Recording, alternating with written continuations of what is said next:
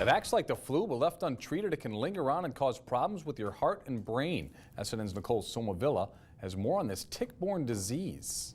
According to the CDC, 300,000 people are diagnosed with Lyme disease each year, and 56% of patients test negative.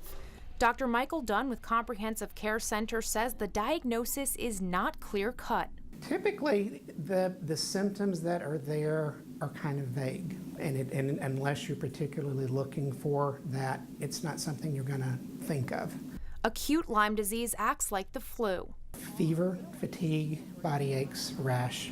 But it's chronic Lyme you need to worry about. Fatigue, joint pain, poor sleep, it can even lead to neurological and cardiovascular conditions. My flu symptoms escalated to sepsis, and after all those antibiotics, it masked my real diagnosis. It took 10 doctors and 4 years later to find out I've been living with chronic Lyme disease, and after all this time, the treatment is complicated. Drug of choice is usually doxycycline. But it doesn't always work.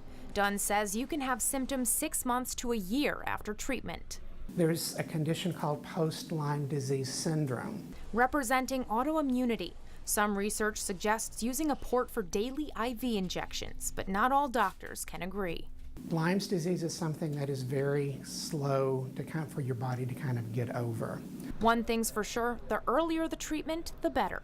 Reporting in Sarasota, Nicole Somavilla, SNN, the Suncoast News Network. Lyme's is usually transferred through a tick bite. The CDC, though, says only 45% of patients develop a rash, and many people don't even notice that tick or the rash.